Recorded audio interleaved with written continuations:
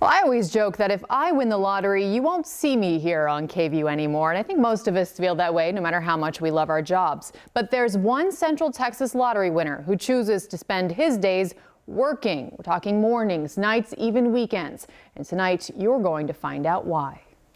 I'll secure my gun down there. It's not often you get a first-hand look at life inside jail.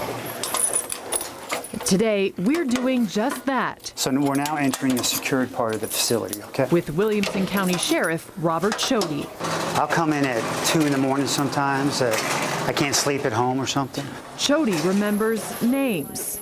Hey, you tell your chief deputy happy birthday today. You know it's AJ's birthday today, right? And standing inside an empty jail pod, we learn Chody remembers the inmates are human too, making simple fixes in his jail, like these new mattresses with pillows and a microwave. They're happy. They feel like that they have their morning cup of coffee. That was something they weren't getting, and we've had no issues with that. It's not about being inmate friendly, but they are human beings. In another part of jail, we find the inmates with more serious offenses. But this is what the cell looks like right here.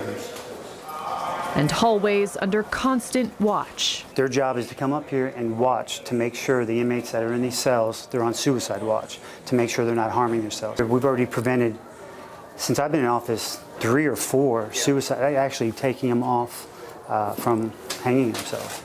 So, and they get no recognition for it, except what I tweet out. That recognition is important to Sheriff Chody. In his first year in office, Chody has grown his social media presence. Thousands of Twitter followers now more aware of what's happening in Williamson County's 1,100 square miles. Tweeting, social media, it's different for some of us that have been around here because we're not used to that. Ask him if it burns the case if we tweet it. If it does, then we don't tweet it, okay? He stays up and he will be on that phone, sometimes at 2 in the morning. Beverly Chody, Robert Chody's wife and mother of his 4 children. Until bedtime, until he finally goes to sleep, he's working.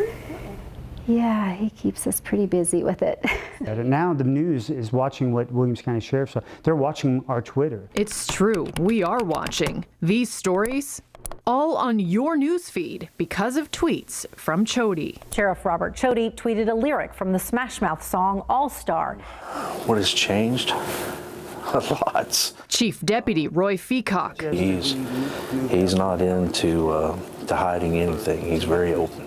He has a story that I really fell for. And that story starts in a Florida trailer park. Robert Chody just barely a teenager. My mom was abused by live-in boyfriends. This particular night, she was being assaulted pretty bad. As a very little boy, was influenced by a police officer that helped him in a domestic violence situation that he was involved in, that helped protect his mother, inspired him to be a police officer. I recall that deputy coming in and taking this man to jail and giving me this sense of security like I've never felt, because I was really scared. So call him a survivor, a social media maven, a sheriff. I'm proud of him. I mean, I am. So it's nice to be able to say it because he's worked so long and hard for it. Oh yeah, one last thing you can call him, multi-millionaire. It was very shocking to actually sit there and do that and see all 6 numbers right in front of you.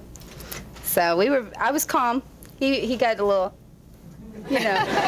There's Chody and his wife Beverly in 2001 after winning $85 million in the Texas Lotto jackpot. I think we'll travel, Hawaii, things like that. I used to be known as the lottery cop, the lottery sheriff, and that's okay. I'm not ashamed of the lottery. That's part of who we are. It was exciting when we won. It was very exciting. It was something unique, But it doesn't define us, no doubt. It does not define us. So what does define him? You want bread also? Yes, please. He's probably one of the hardest working guys around here. Any day, at any time, he could walk away from here and never look back. But that's not what's in his heart. But we look at this as a calling from a higher power. Ultimately, it's the things that can't be bought. If I lived in a trailer to this day, as long as I had my children, my wife, I'd be content with that. Chris Betts, KVUE News.